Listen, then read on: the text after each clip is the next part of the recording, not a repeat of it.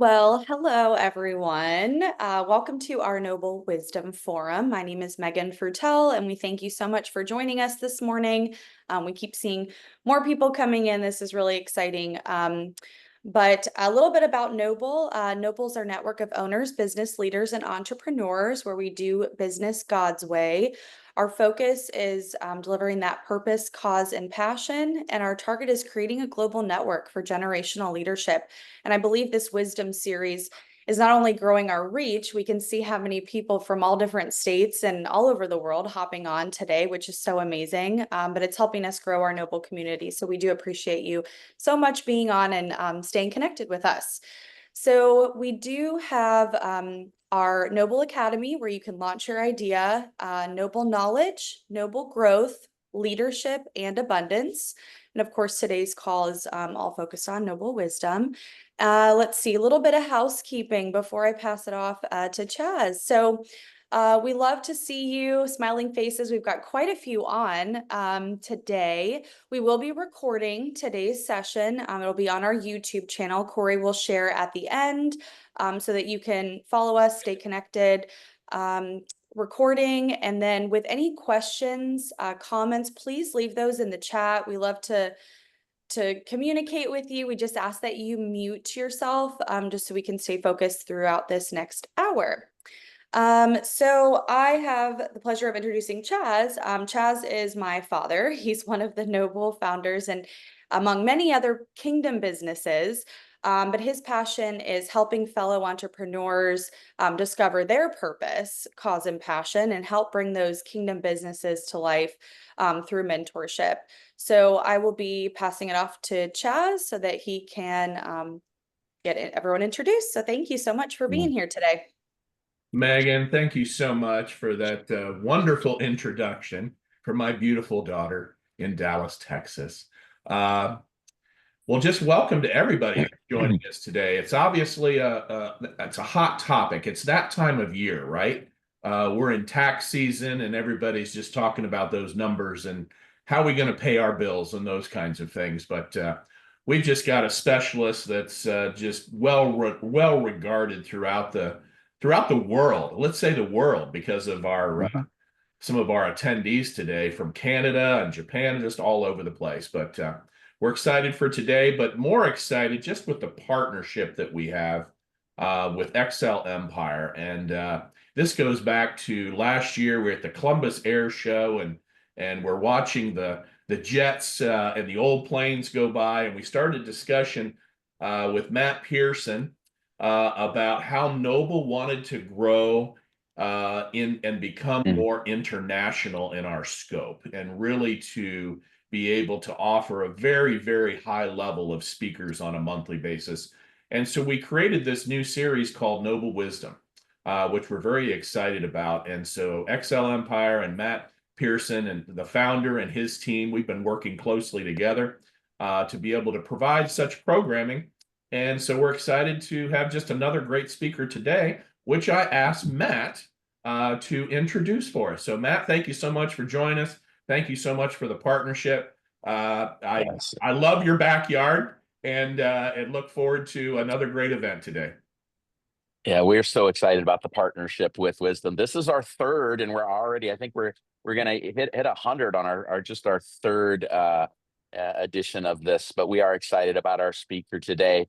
I met our speaker probably 23, 24 years ago as he was helping me with my own personal taxes. And my goodness, I could not have met anybody that would made a more profound impact on the way that I look at taxes and the tax code. I remember early on Ed Lyon coming and helping me with my taxes, and that kind of forged a partnership from there until today. And I promise you, you will speak to nobody in the country that is, number one, more understanding of the Internal Revenue Code, but also be able to put it in layman's terms, and not only put it in layman's terms so you can kind of understand it, but you enjoy listening to him speak. He's a very dynamic speaker, communicates very well. But we're excited today to introduce one of our very own, our Chief Tax planner here at Excel Empire, Mr. Ed Lyon, a close friend and a great person when you need help with your taxes. So. All right. Thank you so much, Matt, for that introduction. And that's a high bar, but I'm looking forward to meeting that bar and presenting really a new way to look at taxes. Today is not going to be as fun as leadership stories from the Navy SEALs, but it's going to be eye-opening for those of you who aren't already touched by the Excel Empire community, because there is a lot more to taxes than meets the eye.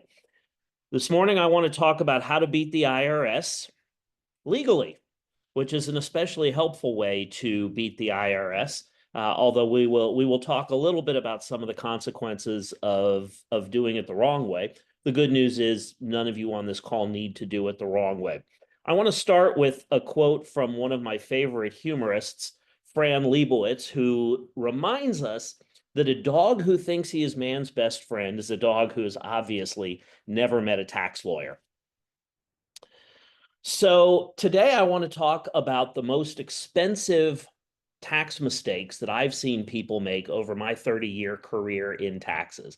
And they really do come down to a specific group of mistakes. And it all starts with the number one mistake, failing to plan. And what this has to do with really is an immature way of looking at taxes. Most Americans look at taxes as a once-a-year exercise. Sometime in February or March or April, they take their receipts down to their CPA, or they buy TurboTax for $130, and they record last year's history.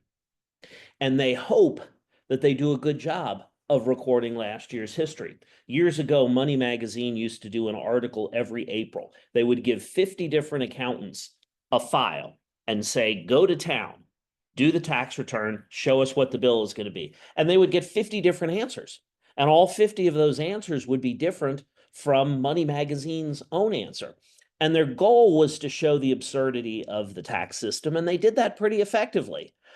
But it really proceeds from an assumption that taxes are something you worry about once a year. Yes, they get withheld from your paycheck, you make quarterly estimates, but it's a once-a-year exercise. And the reality is that couldn't be more wrong. Taxes are something that affect you every day. Every financial decision you make, even going down to the store to pull a Diet Coke out of the refrigerated case when you get gas for your car, every financial decision you make has some sort of a tax consequence.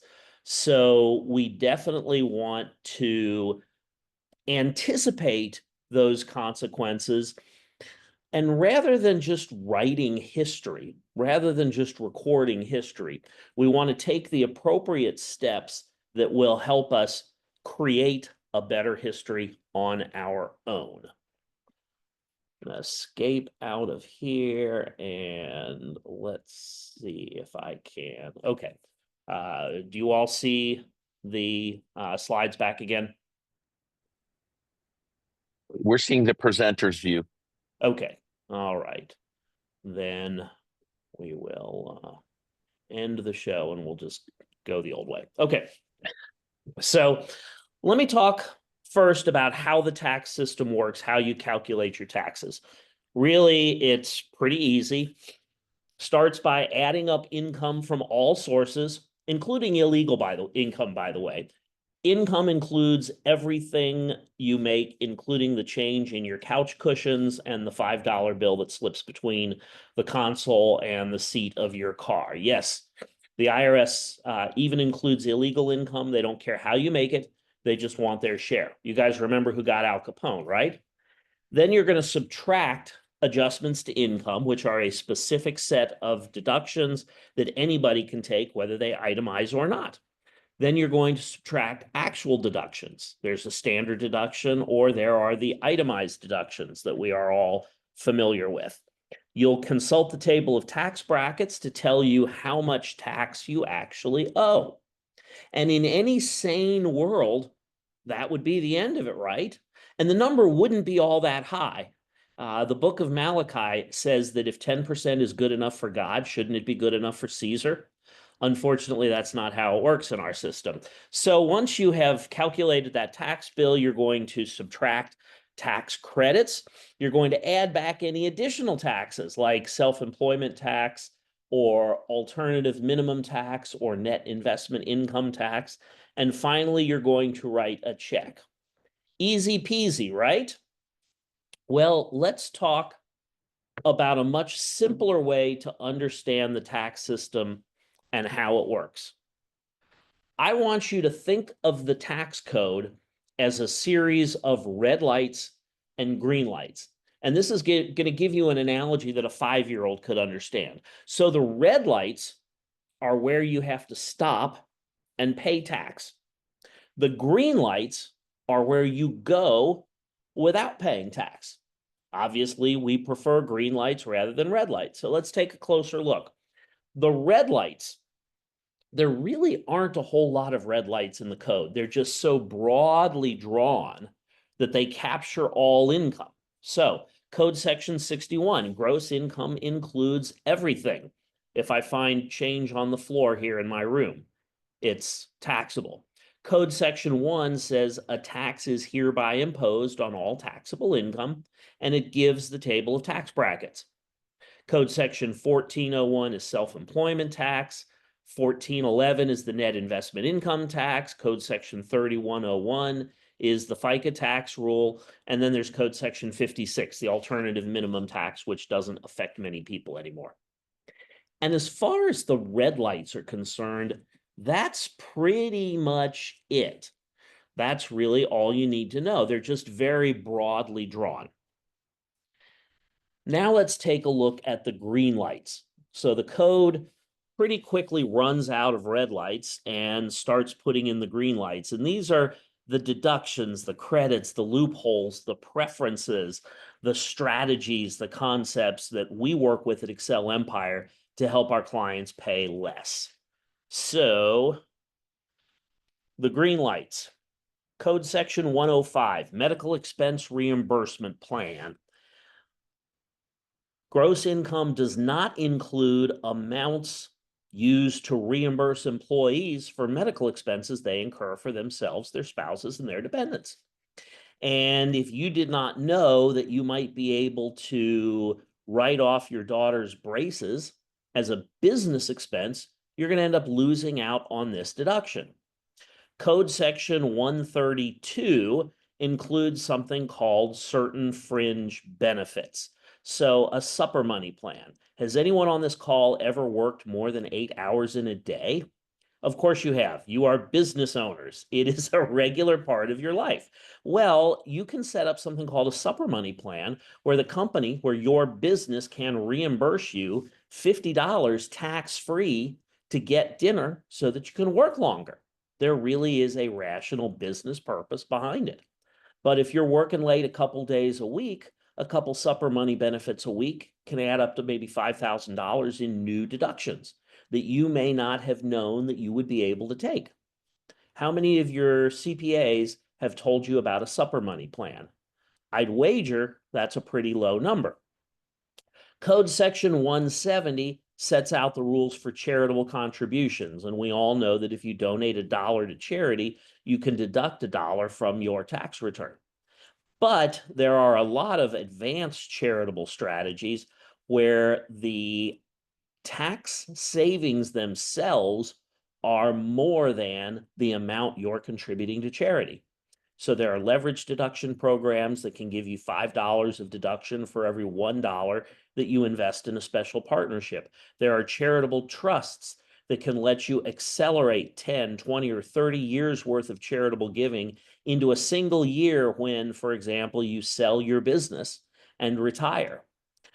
So lots of clever, creative, and perfectly legal strategies that can maximize those deductions. Code section 7702 provides the rules for tax-free withdrawals from cash value life insurance. That section means that cash value life insurance is essentially a private Roth IRA with no income limits and no statutory contribution limits. We're going to talk in a little bit about retirement plans. A lot of business owners have no business making contributions to 401ks, IRAs, SEPs, or defined benefit plans. A Roth IRA environment is a much better tax environment for them, and life insurance gives you a ready-made place to put those dollars. So you've got your red lights, you've got your green lights. Here's the ultimate question for you. And that is, what kind of an accountant do you have? Do you have a red light accountant? Do you have a green light accountant? And there's an easy question that you can ask yourself to answer that. And the question is, when was the last time your accountant came to you and said, here's an idea that I think will save you money? If the answer is never, then you've got a red light accountant. Most accountants are pretty conservative. They are compliance oriented, and they focus on getting the right numbers in the right boxes on the right forms and getting them filed by the right deadline. That is important. That really is important. But what they're doing is they're telling you how much you owe. They're not telling you how to pay less. And that is the fundamental difference. The number one tax mistake is failing to plan. The number one tax mistake is failing to work with someone or educate yourself to find the green lights that can help you legally reduce your tax bill. One final point on the red light, green light analogy. In 50 states in America, you can turn right on a red light. And a lot of accountants who are very conservative and very compliance oriented aren't comfortable turning right on a red light, even though it is perfectly legal. So if you go to your accountant and you say, I've had a really good year, I want to put $30,000 in my Roth IRA. A red light accountant's going to say, sorry, you can't do that. Your income is too high to make a Roth contribution, and the maximum you can put into a Roth IRA anyway is $7,000. But a green light accountant is going to say, okay, well, you can't directly put $30,000 into an IRA. But let's take a look. Let's see if maybe you can put $30,000 into a SEP or a 401k and immediately convert it. Or maybe we can set up a solo 401k and you can do a Roth contribution. Or maybe we get out of a qualified plan environment entirely and we do a non-qualified deferred compensation plan that gives you the same benefits as a Roth IRA. But what you really should be looking for is a green light tax advisor. And that's what we do at Excel Empire. So let me very quickly walk you through how tax planning works as a discipline. It works the same way as if you don't feel well and you go to your doctor. So typically three things are going to happen. First, the doctor is going to diagnose a problem. If your stomach hurts, did you get some bad blue cheese last night? Maybe it's just food poisoning and it'll pass quickly. Maybe it's something more serious like gastritis or pancreatitis. Either way, the doctor's got to figure out what's wrong with you. Second step, she's going to prescribe a solution. She's going to write a prescription. And third step, somebody is going to fill that prescription. It might be a pharmacist, it might be a surgeon, it might be a massage therapist, it might be a physical therapist. But somebody is going to have to do something to fix the problem and to fill that prescription that the doctor wrote for you.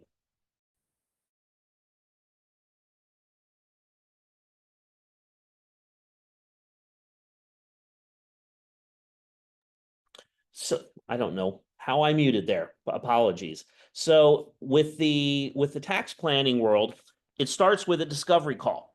We want to sit down with you and we want to understand where you are, where you're going, what are your sources of tax liability, and what are your opportunities to pay less. Here's an odd little fact about the tax planning we do. Our job is not just to help you pay less tax. I've got a great strategy for paying no tax at all. It's perfectly legal, and anyone on this call can take advantage of it. You want to know what it is? Make no money. Obviously, that's not why we're here as part of Noble Wisdom. We're looking to do business. We're looking to make money for ourselves and for our families. But here's the thing about taxes. When you're lying on your deathbed, you're not going to think about the taxes that you paid or didn't pay. You're going to be thinking about the family that you raised. You're going to be thinking about the community of people you're part of. Maybe it's the company that you built. Maybe it's the clubs you belong to or the neighborhood you live in. Maybe it's the church and the various nonprofit communities that you're part of. Those are your real goals. So our job is to help you accomplish those goals with a minimum of interference from the IRS. It's not just pay less tax. It's tailor a tax plan, a real plan, to your unique circumstances and goals.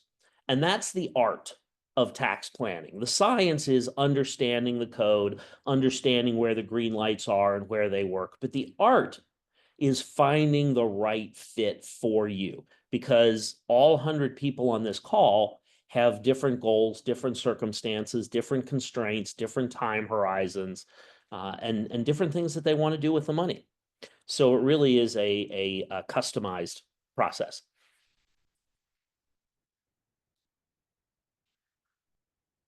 Ultimately, there are 3 different lines of defense against taxes for a business owner. The first line of defense is strategies that we implement at the business level. Most business owners working in our arena, small and mid-sized companies, operate their businesses as a pass-through entity. It's a partnership or it's an S corporation. It doesn't pay any tax at the business level, and it passes all the income through to you, the owner. So we're going to start at the business level. What things can we do at the business level to avoid passing income through to you in the first place? Can we move business revenue into a management company or a captive insurance company or a domestic international sales corporation or some other vehicle where we are capturing that income and holding off on taxes or lowering the effective tax rate so it doesn't hit your 1040 in the first place? The next level of defense is at the personal level. What personal strategies can we use to offset income once it hits your personal 1040? So these are your charitable giving strategies. These are leveraging deductions. These are using real estate to lower your taxable income, to create deductions against that income. And then finally, the third level of defense, there are cleanup strategies. Are there things that we can do with tax credits, for example, to either pay the tax bill with discounted dollars or redirect the tax bill into some sort of a more productive investment? For example, there's a solar energy program that I'm a big fan of that lets you go back up to 3 years. Take the taxes that you paid in those 3 years, get a credit to get those taxes back, and invest them in a solar energy program that will create depreciation deductions moving forward for you. Who would not want to go back in time, take their old tax bills and turn them into an investment that's going to put money in their pocket today? So 3 different lines of defense and 4 different specific buckets of opportunity: timing, shifting, code, and product. So the timing strategies, you're probably all familiar with those. When you put money into a 401k and take a deduction today, you're going to shift the tax bill until sometime down the road when you or your heirs take the money out of the 401k. That is a timing strategy. Ideally, with a timing strategy, you're kicking the can down the road to a time when the tax bill is going to be lower. Then there are shifting strategies. Shifting strategies involve shifting income to a taxpayer in a lower tax bracket. Often it's parents who may be retired or children who aren't earning much income yet. Your children are ideally in a lower tax bracket than you. I mean, unless your kid is one of these 12-year-olds who reviews toys on YouTube and gets paid millions of dollars to do it. So if your children are young, you can hire them to work for your business. They'll probably have a 0% tax rate. That means you can put the money that you pay them into a Roth IRA, and you can start tax-free compounding for their retirement.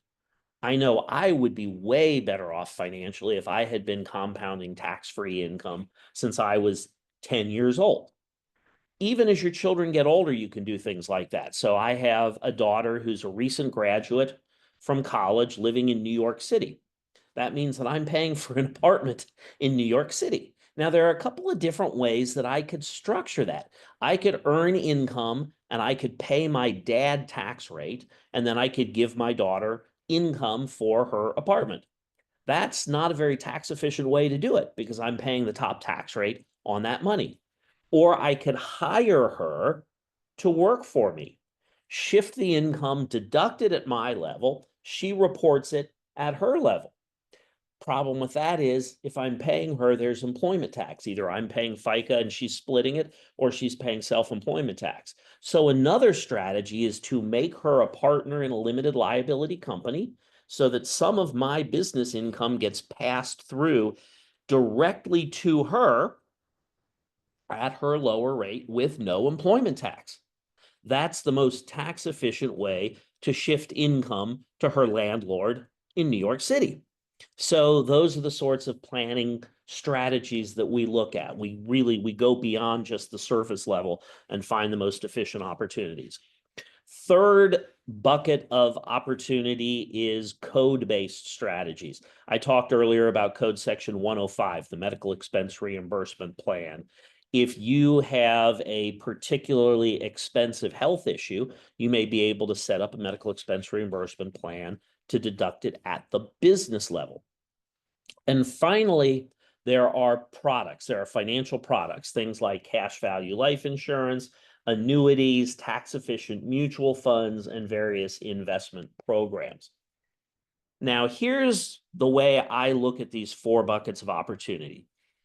Most CPAs are at least familiar with the timing, shifting, and code-based strategies. They may not be proactive about introducing the strategies to you, but if you come to them and say, hey, can I put my daughter on as a 24% owner of my limited liability company to shift some income through to her once she's no longer subject to the kiddie tax rules, your CPA will probably say, that's not a bad idea. And then you'll say, well, then why didn't you tell me that? So the CPAs are familiar with the first 3 buckets. They may be familiar with the 4th bucket. Financial advisors, and we have many on this call, are well trained on the 4th bucket for products, but they're typically not going to be as familiar with the first 3 levels unless they've been through a specialized training course like our Certified Tax and Business Advisor program. But at Excel Empire, we work with all 4 of those buckets of opportunities, and we are holistic and comprehensive. There are a lot of very good people in the tax reduction space who I call hitmen. They have one weird trick that melts taxes away, and they want to talk to as many people as possible to show off their one weird trick and hopefully sell it and get paid. And these are often very good tricks. They're legal, they're moral, they're ethical, they work, and they save you money. But it's not comprehensive planning. It's a hitman. So we're going to look at everything. We're going to look at your business entities and structures. We're going to look at executive compensation. We're going to make sure you're taking advantage of all of the appropriate deductions and credits. We're going to look at employee benefits. We're going to look at qualified and non-qualified retirement planning programs. We're going to look at your real estate operations, your portfolio, your charitable giving, and we're going to look at exit strategies. When it comes time to sell your business, congratulations, that's the biggest payday in your life. It's also going to be the biggest tax bill in your life. Finally, for those of you who have a high enough net worth to worry about estate taxes, we're going to make sure that the income tax strategies play well with the estate tax strategies, because that's not always the case. So it's more than just a green light approach. It is a comprehensive approach to every aspect of your taxes. All right, let's talk about the second big mistake, that is audit paranoia. I have spoken to a lot of people over the years who at first feel uncomfortable with the concept of proactive planning. They worry that I'm going to be raising red flags or pushing into gray areas or otherwise getting them in trouble. Let's take a closer look at the actual odds of being audited, and then we're going to talk about what's happening this year in Washington, D.C. First of all, audit rates are at historic lows. In a typical tax year, your odds of being audited are less than 0.5%. And that's going to vary largely according to income. If you're earning under $25,000, you've got about a 0.3% chance of being audited. That's simply because there's one program for low-income filers called the Earned Income Tax Credit that has a lot of fraud and abuse. If your income is in the $25,000 to $500,000 range, your odds of being audited are about 0.2%, 0.1%. If you're in the 500,000 to million range, that soars all the way to 1 in 200 chance of being audited. And even at $5 million or more, your chance of being audited is barely 2.5%.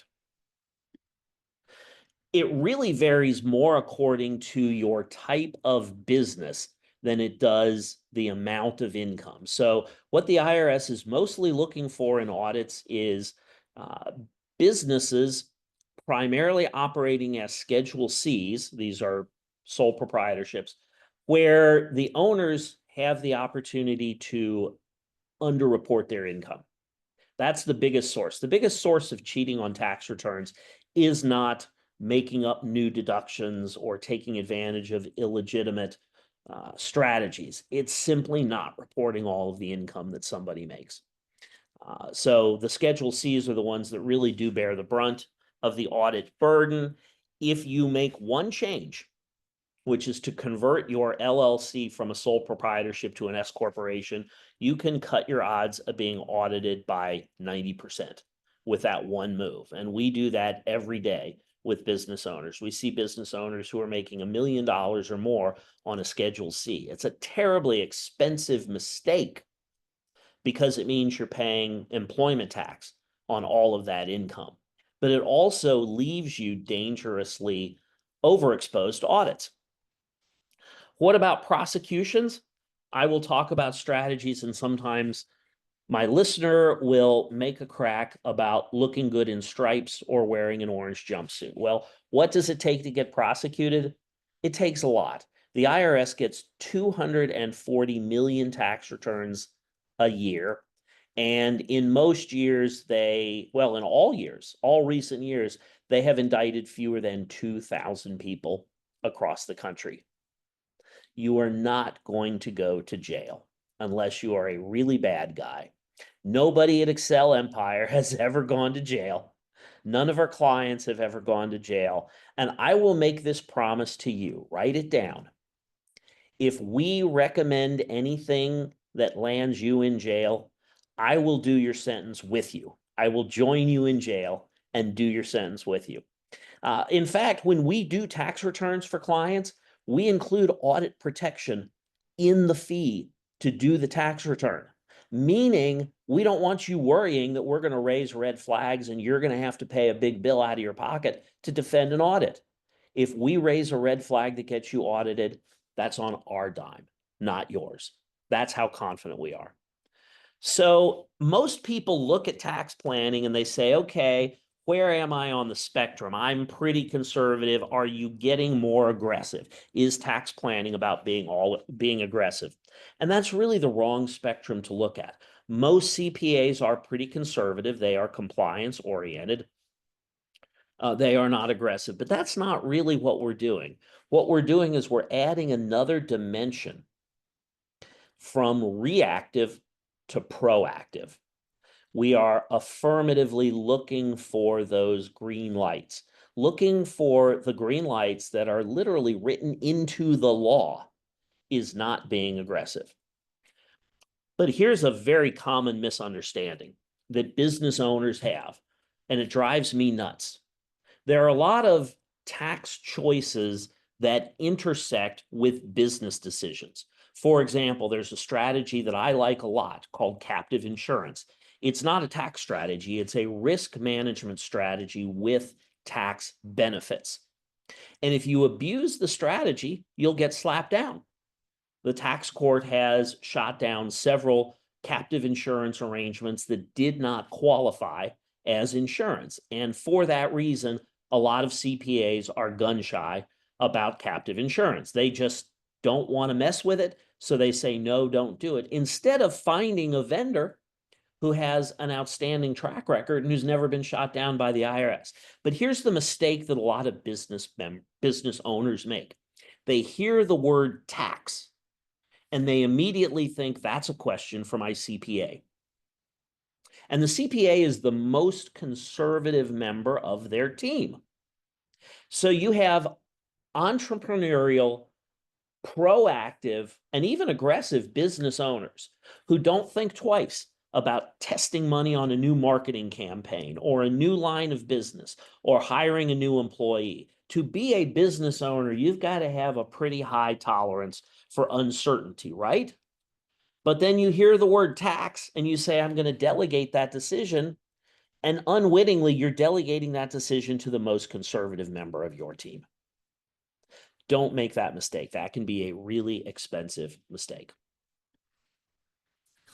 All right, third mistake is the wrong or missing business entities.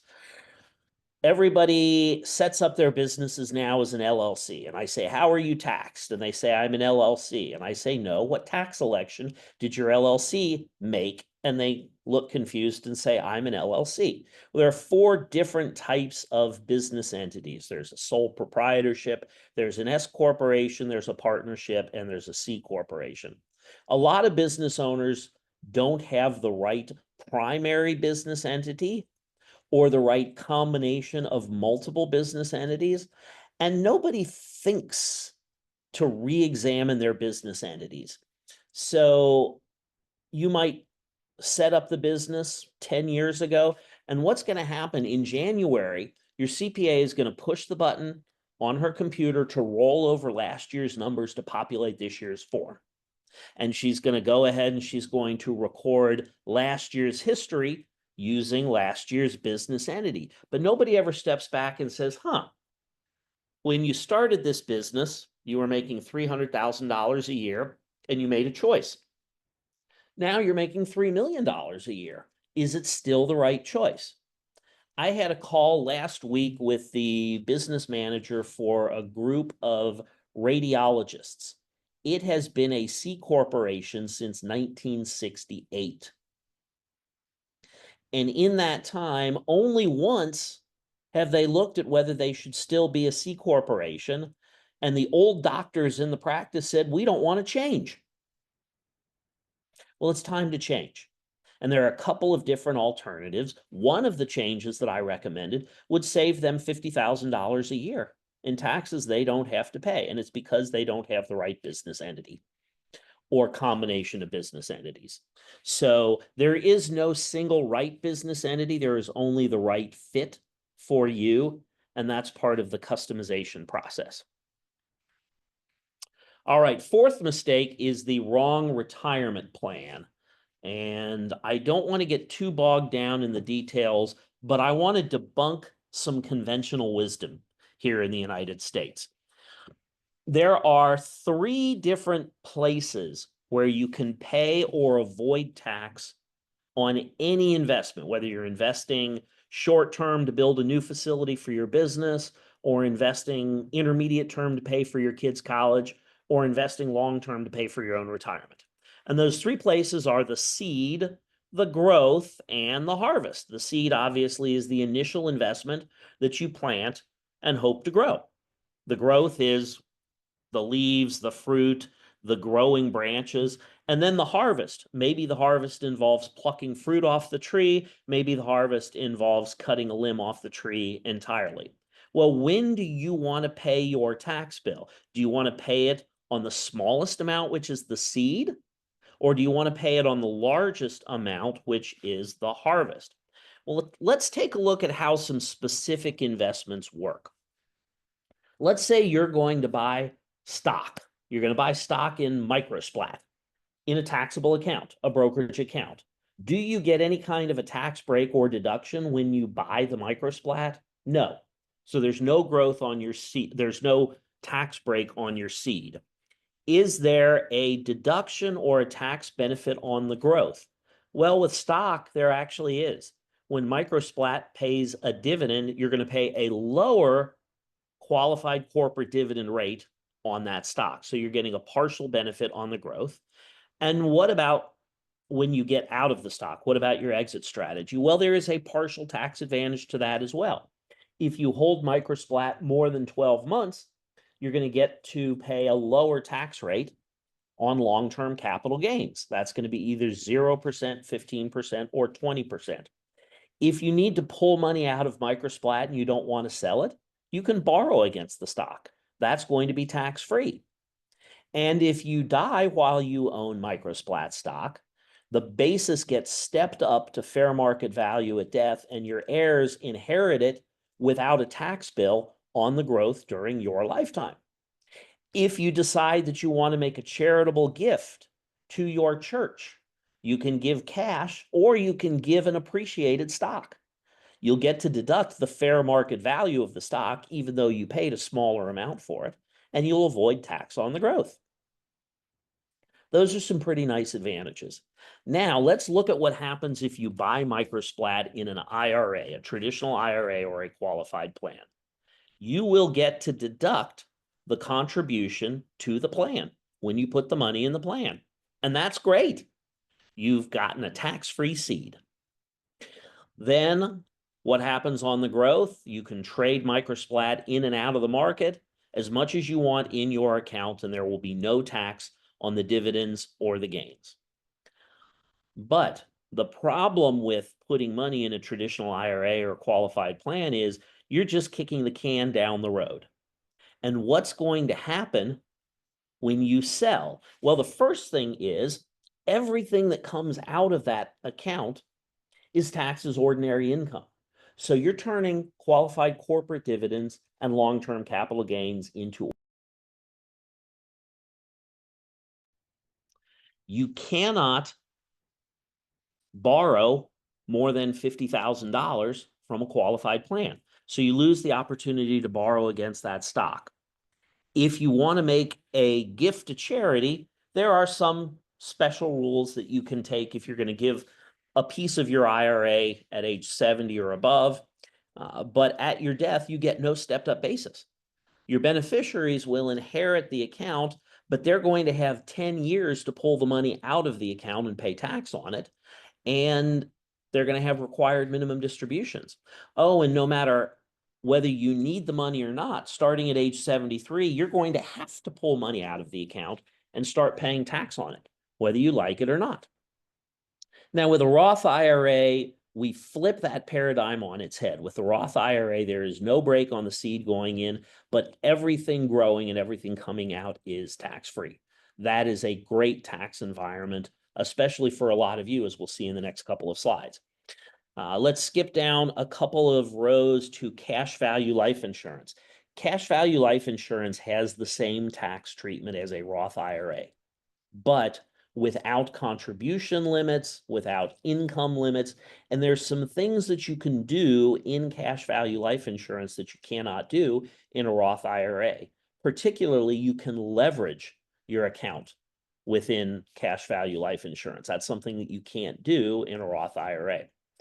And if you have a chance to put money into a health savings account, do it. I love health savings accounts because they are the only account in the tax code where it is tax-free going in, tax-free growing, and tax-free coming out.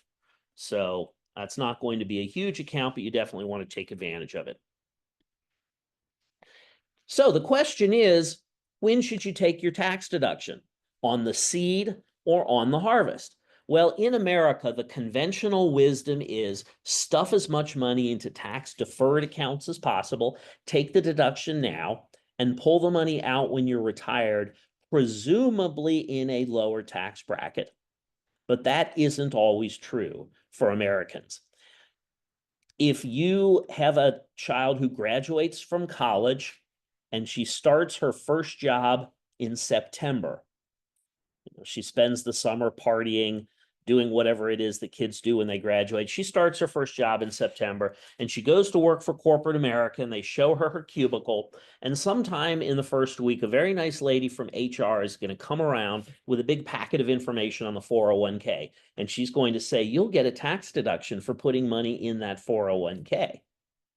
And your kid naively says, oh, if the nice lady from HR says I should be deducting this money, I'll deduct this money. Well, your kid's first year in corporate America, they're going to be lucky to crack the 12% tax bracket.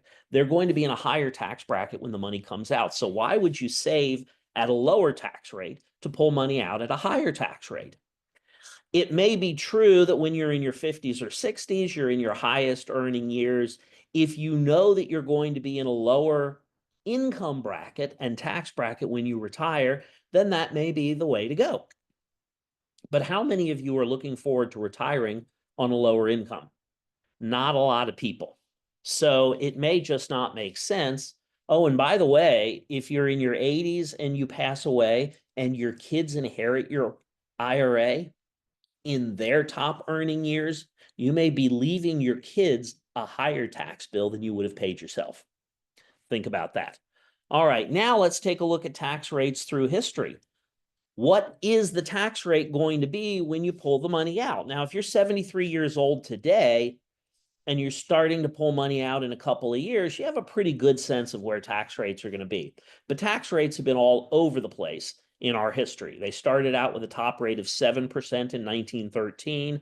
They immediately went up to close to 80% in World War I. They came back down in the 20% range for the Roaring 20s. Little known fact, that's why they called them the Roaring 20s, because that's what the tax rate was. Went back up for the Great Depression and World War II, got as high as 93%. There was one guy who made so much money that he was the only one in the country who paid the highest tax rate. His name was John D. Rockefeller Jr. But even after World War II, the government decided it was addicted to that sweet, sweet income tax revenue. And the rates were 90% and in the 70% until Ronald Reagan came in and dropped them to 50 and dropped them to 28. And now we're bouncing around between 36, 37, 39.6%. And you may think, oh, if rates go back up to 39.6%, that's a tax hike. Well, we are still at historic lows. So I ask my business owner clients and my W-2 clients all the time, when you start pulling money out of this account, do you think tax rates are going to be lower? Or do you think tax rates are going to be higher? I have yet to have someone tell me that they think tax rates are going to be lower. So if you are earning a really nice income, you may always be in the top tax bracket for the rest of your life. And if you think tax brackets are going to rise, it makes no sense whatsoever to be contributing money to a traditionally taxed qualified retirement plan, given all of the restrictions that we have talked about. Now, I know that's not what Susie Orman and Dave Ramsey say, but if you wanted to live your life according to what Susie Orman and Dave Ramsey say, you would not have started your own business. So keep that in mind. In many, many cases, the traditional American paradigm is not the answer. Mistake number 5, missing the right exit strategy. Most business owners get themselves to a point where they have a pretty nice, reliable income. Maybe it's $300,000, $350,000 a year, and their income will go up or down by $10,000 or $20,000 a year, but it's going to be pretty steady. Then they decide to sell their company, and their income for that year may go way up. Maybe $1 million, $2 million, $10 million, $20 million of taxable income. Yes, it's the biggest payoff of your life. And I hope you throw a party to celebrate your retirement. You know who's going to show up at the party? whether there's an invitation for them or not. It's our friends at the IRS. And they are piggy at the shrimp table, right? They're going to take more than their fair share. So it is crucial to plan before you sell your business. Don't come to us and say, I'm closing on my business sale in 3 days. What can you do for me? We actually can do a lot of stuff for you. There are things that we can do before the sale, and there are things that we can do to offset income after the sale. But we can do a lot more for you if you come to us a year before the sale and we sit down and we create a proactive plan and we help navigate you through that business sale process. Excel Empire traditionally does $40 to $60 million of business sales per month, but we are involved in some considerably bigger sales. We closed a planning engagement for a client who is part of $1 billion sale in the crypto space. I say in the crypto space, so I sound like I know what I'm talking about. The only thing I know about crypto is you can't spell crypto without cry. But that's a lot of money, and we're going to help him save a lot of money. In fact, our engagement agreement guarantees in writing that we will save him $20 million in taxes or more. So you absolutely want to make sure that you are planning for a business sale ahead of that business sale. Finally, the number 6 mistake, and the biggest one, is missing my help, whether it's me personally or Excel Empire, missing our help. What I'm hoping you've seen over the last 50 minutes is a very different approach towards taxes than the one you have taken with your current tax advisor. And you've seen that it's necessary to add a planning component. It's necessary to add the green lights. If you have a long-standing trusted relationship with your CPA, we can work with them. If you realize through this process that you've outgrown your old CPA, that's fine too. We can handle all of that work as well. But we give you a comprehensive green light based plan that very few people are getting from their CPA. And even if you're working with a hitman or two who's bringing you a specific strategy that is saving you tax, you're still probably leaving money on the table. Now, I don't care what it is that you want to spend your money on. I don't care if you're a Republican or a Democrat or old or young. Everyone on this call is here because they think they can do a better job spending their money than the IRS. And the reality is you can. You, trust me, you can spend your money better than the government. And this is going to be true even if the Department of Government Efficiency succeeds beyond their wildest dreams. It's going to be an interesting tax season this year. So the Department of Government Efficiency has already laid off 11,000 employees at the IRS. They're making a transition. They're transitioning from human-based enforcement to technology-based enforcement. It is disrupting operations at the IRS. The IRS staffers who have left have really weakened the manpower. The IRS is abandoning audits that are already in progress. The odds of getting audited for this tax season are going to be dramatically lower than even the low audit odds that I showed you earlier in this presentation. We've also got some political change coming. So the Tax Cuts and Jobs Act of 2017, which lays out the current tax rules, is expiring on December 31st. Congress has to extend it. And I know that if you read the press, they're going to talk about extending tax cuts for billionaires. But the reality is, if the 2017 tax cuts expire at the end of this year, 80% of all taxpayers will end up paying more. That is an unacceptable result to every single member of Congress. Republican, Democrat, Independent, Martian. Nobody wants that to happen. So the bulk of the 2017 tax rules will get extended, but there will be changes. And regardless of what those changes look like, you're going to be happier if you have a comprehensive tax planner on your side to anticipate how those changes will affect your tax plan. Most tax professionals will read some articles at the end of the year about the changes. Then in January, they'll take an afternoon CE class, 4 hours on how to prepare tax returns under the new law. That's going to be important. You want a tax preparer who knows how to prepare returns under the new law. But what's going to be really even more valuable for you is a planner who understands new opportunities to pay less. And that's what we really all are all about.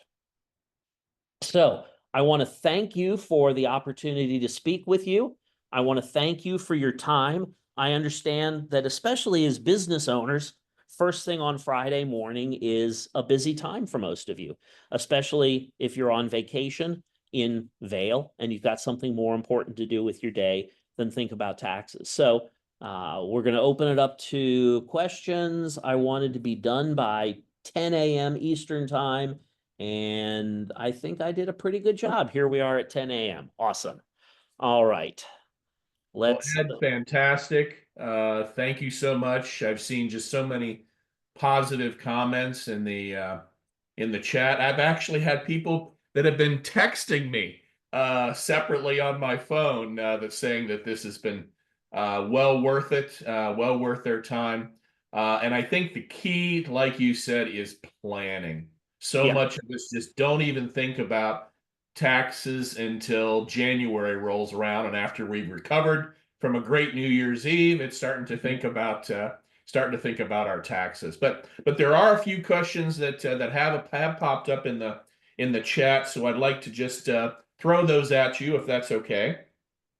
One was just getting back to that little supper money. Does that count if you've got a home office? Yeah. Okay. Okay. I Well, hey, greatly prefer saying yes to saying no. I will say no when that's appropriate, but sometimes they're easy questions and easy answers. I will say this: there is no such well, that is the exception that proves the rule. Usually, there is no such thing as a quick question. I've had so many people say, "Ed, quick question." My quick answer is it depends. But yes, the supper money does work with home office. okay, so we can take a trip to the refrigerator, I guess, to be able to do something or order out. We get DoorDash now to bring us something on a late eve. So that's pretty cool. Another question that we have are 7720s versus Roth our IRA. Which is better? It depends. It really depends on which is the best fit. It depends on how much you want to save, how much flexibility you want for non-traditional investing strategies, whether you have a bona fide need for life insurance. It's never a waste of money, but we're looking at a lot of different factors. Okay, good. Another one related to Ramsey. What is your opinion on Ramsey assertion that match beat Roth IRA and Roth IRA beat 401k? I think that a match is great. I don't believe that you can make an easy rule. So match on a Roth is better than both. And does Roth IRA beat 401k? You can have a Roth 401k. The world is not as binary as a lot of people think. My own feeling on Dave Ramsey is kind of complicated. I know that he is biblically based, and a lot of people find comfort in that, but he is allergic to debt, and he does not distinguish between good debt and bad debt. Nobody built a multi-billion-dollar corporation without debt. So his philosophy, I think, is more valuable for somebody who's looking to get out of a financial hole than it is for somebody who's looking to create financial success. Okay. Bringing back up, you were talking about sons and daughters and creating an entity maybe where they have 20% partnership, that type of thing. Yep. What are age restrictions on that? Too old, too young, that kind of thing. So there's a special tax called the kiddie tax on unearned income of a child. the unearned income, if they're subject to the kiddie tax, is taxed at the parent's rate. So they've got to be either 19 years old or no longer a full-time student. The kiddie tax rules apply to age through age 18, and as long as the child is a full-time student and dependent of the parents up to age 24. So in my daughter's case, she is a college graduate. She's no longer a dependent, so that works. Okay. And we've had a couple people that wanted to ask more about the solar energy investment. Could you share a little bit more about those type of investment tax credits? So it's a particular credit that's available. It's part of the investment tax credit, and the Inflation Reduction Act of 2022, with its Orwellian name, because it doesn't reduce inflation, allowed taxpayers to carry back that credit up to 3 years. So we would be happy to have a conversation with them in more detail to see if it's appropriate. It's one of those great hitman strategies, but I don't want to tout a particular tax credit without first getting a comprehensive look. And your doctor is not going to diagnose you on a Zoom call. The doctor's going to want to do the blood work and make sure that everything is appropriate for the treatment that she recommends. Okay. Another one related to Roth. With Roth Accelerator, will the growth be taxed during distribution, or will everything be tax-free? So with the Roth Accelerator, what we're doing is we are using tax planning to reduce the effective tax cost of getting out of a traditional IRA environment. So you may be high earning, you may be in the 37% tax bracket, you may be looking at a Roth conversion and thinking, well, I'm going to have to pay a 37% tax rate on everything that comes out on the conversion, so maybe it's not going to be worth it if I'm not going to be paying a significantly higher rate when I retire. So what we're going to do is we're going to look at a comprehensive set of strategies to reduce the effective tax rate on the conversion to maybe 0, maybe 10%, maybe 20%. In either case, we're going to reduce the effective tax cost of pulling the money out. Fantastic.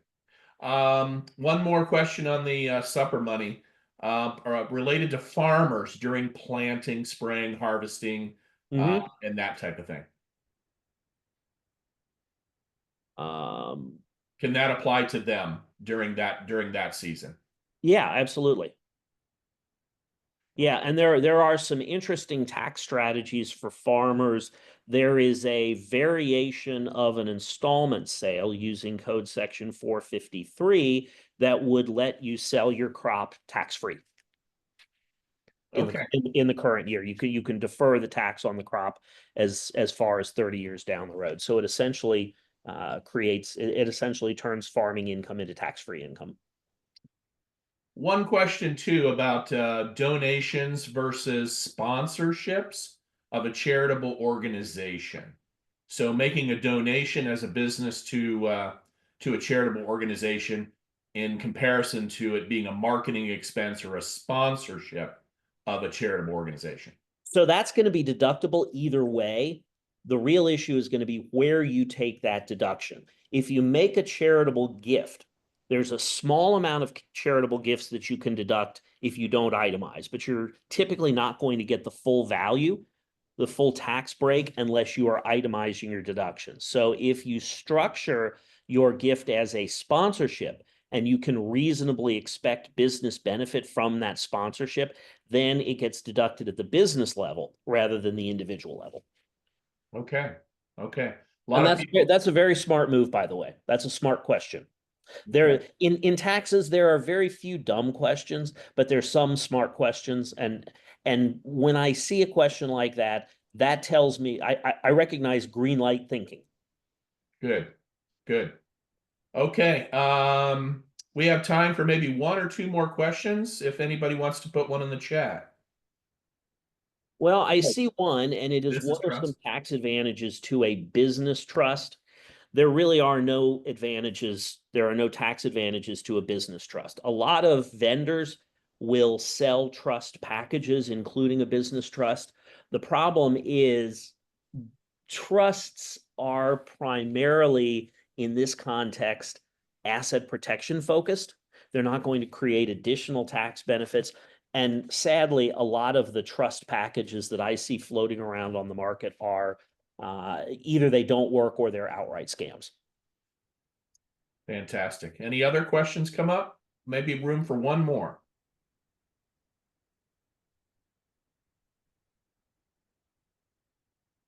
Do we help with individuals' taxes? Yes, we do. We work with business owners and we can do the individual taxes as well.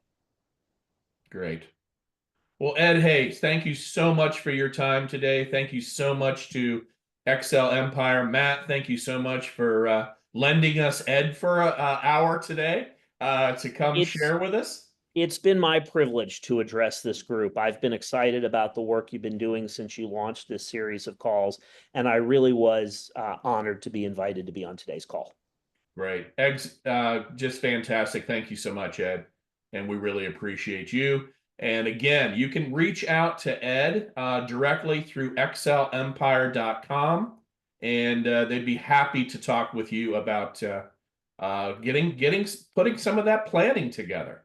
Hey, us visionaries don't like to plan very much, but we need to.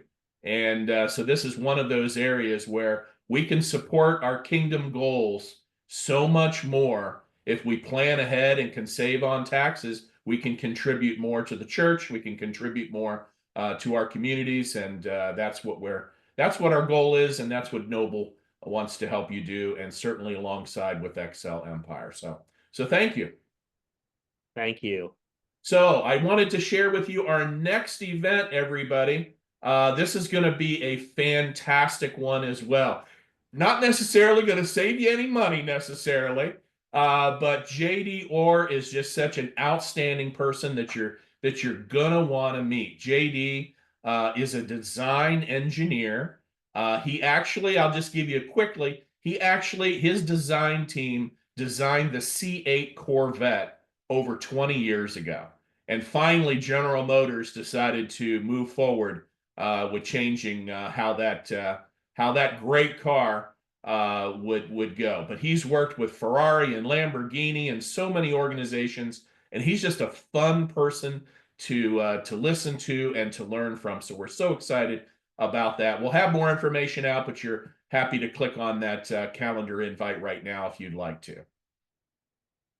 And then also you can reach us at so many others. You can reach us on LinkedIn and Facebook and all the social medias, and you can click on any of those today.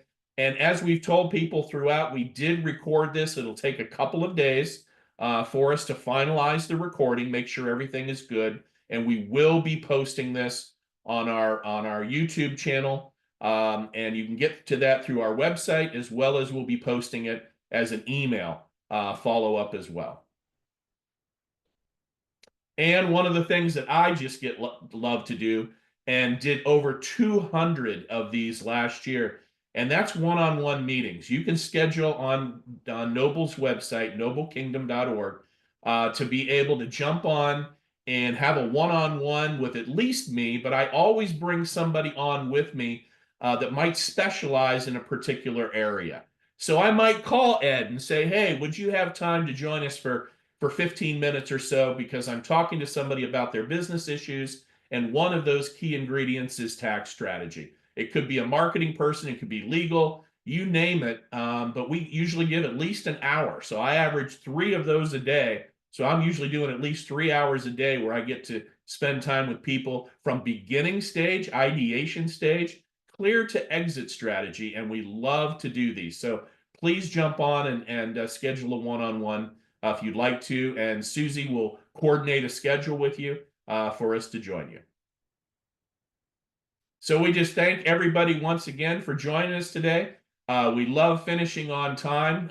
We love you all, and we look forward to the next opportunity to serve you at another Noble event, or join us again for next Noble Wisdom in April. God bless you all, and thank you so much for joining us today.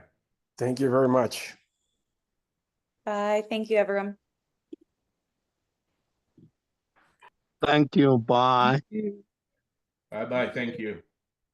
Thank you, sir. Excellent. Thank you so much. Peace and Thank love. you. Have a great day. Hey, Charles, how are you? Thank Good, you. sir. We can talk later. Good to see you, though. Thank you, sir. Absolutely. Thank you so much. Adonai was from Zimbabwe, so boy, we had a nice. We reached a lot of the world today. Yes, sir. Thank you. God bless you in your ministry. Bye.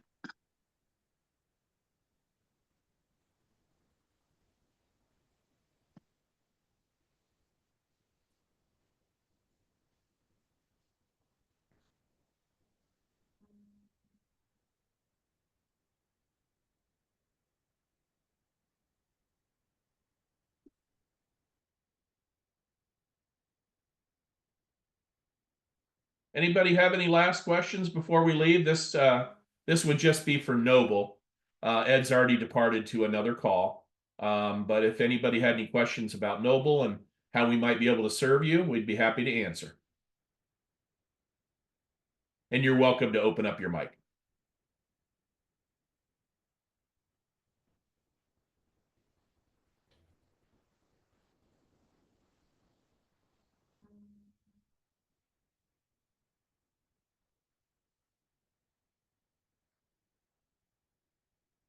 Great, Susie. Let's go ahead and shut down. Again, thank you, everybody, and God bless you. We can re-sign on.